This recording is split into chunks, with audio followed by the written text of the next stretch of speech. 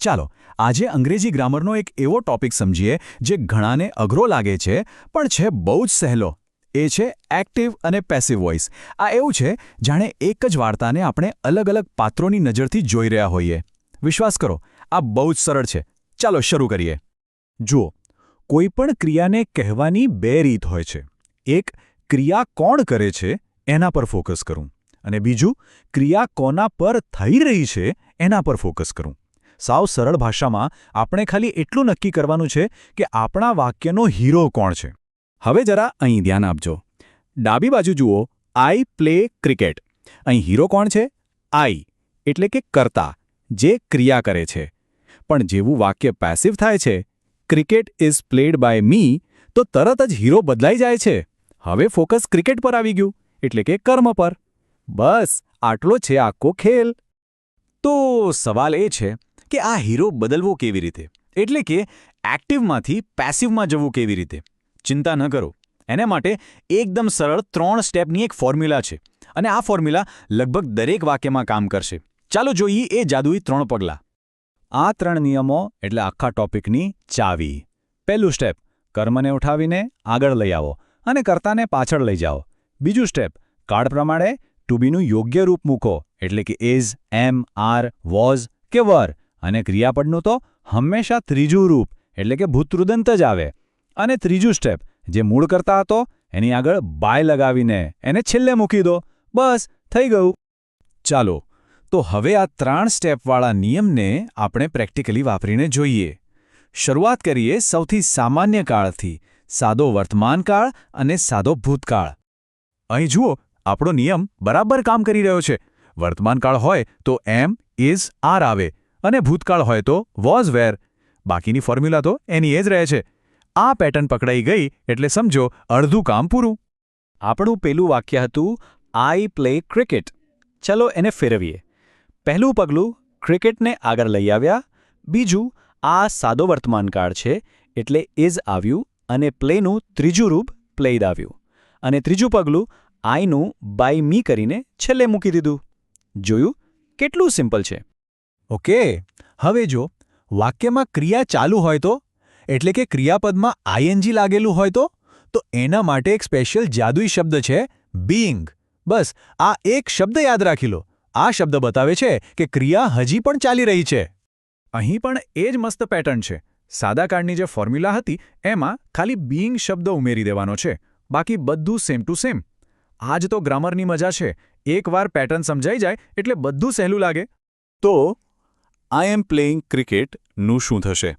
ચાલો નિયમ લગાવીએ.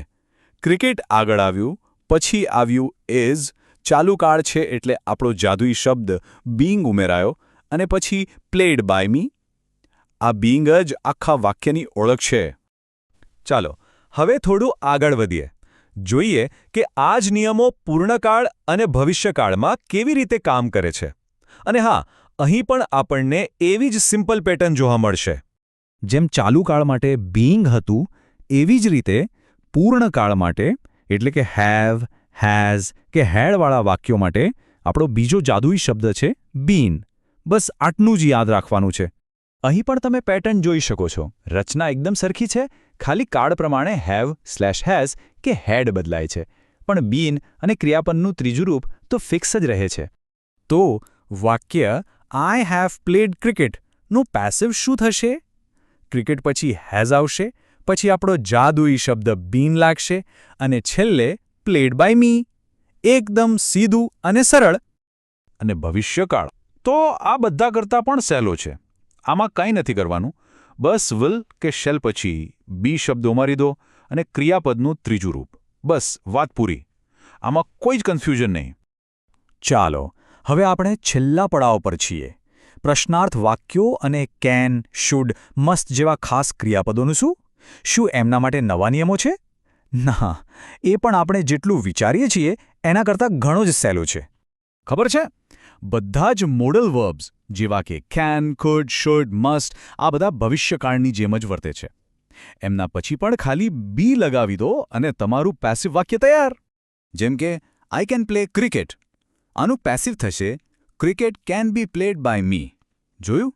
ખાલી કેન પછી બી ઉમેર્યું અને પ્લેનું પ્લેડ કરી દીધું. બસ આટલું જ. પણ જો વાક્ય પ્રશ્ન હોય તો શું? જેમ કે ડુ યુ પ્લે ક્રિકેટ? તો શું આખી ફોર્મ્યુલા બદલાઈ જશે? ના, ચાલો જોઈએ. અરે, આમાં કોઈ નવો નિયમ શીખવાનું જ નથી. નિયમ તો એનો એ જ રહે છે. ખાલી જે મદદનીશ ક્રિયાપદ છે, જેમ કે ઇઝ, વોઝ કે વિલ, એને વાક્યની શરૂઆતમાં મૂકી દેવાનું. બાકી બધું એમને એમ જ રહે છે. તો આટલી બધી ચર્ચા પછી આખા ટોપિકનો સાર શું છે? ચાલો આખી પ્રક્રિયાને આપણે થોડા મુખ્ય મુદ્દાઓમાં ફટાફટ રિવાઇઝ કરી લઈએ. આ સ્લાઇડ એટલે આપણી માસ્ટર કી. આ 5 નિયમો યાદ રહી ગયા એટલે સમજો એક્ટિવ પેસિવ વોઇસ આવડી ગયું. કર્તા કર્મની અદલાબદલી હંમેશા V3 અને 3 જાદુઈ શબ્દો બીંગ, બીન અને બી. બસ આટલું જ છે. અને હા, એકવાર આ સમજાઈ જાય પછી પેસિવમાંથી એક્ટિવમાં પાછા જવું પણ એટલું જ સહેલું છે. આ બધી પેટર્ન સમજ્યા પછી એક્ટિવ અને પેસિવ વોઇસને સમજવા અને વાપરવા માટેના બધા જ ટૂલ્સ હવે આપણી પાસે છે. તો હવે કહો, આ વિષય હવે ખરેખર સરળ નથી લાગતો? બિલકુલ લાગે છે.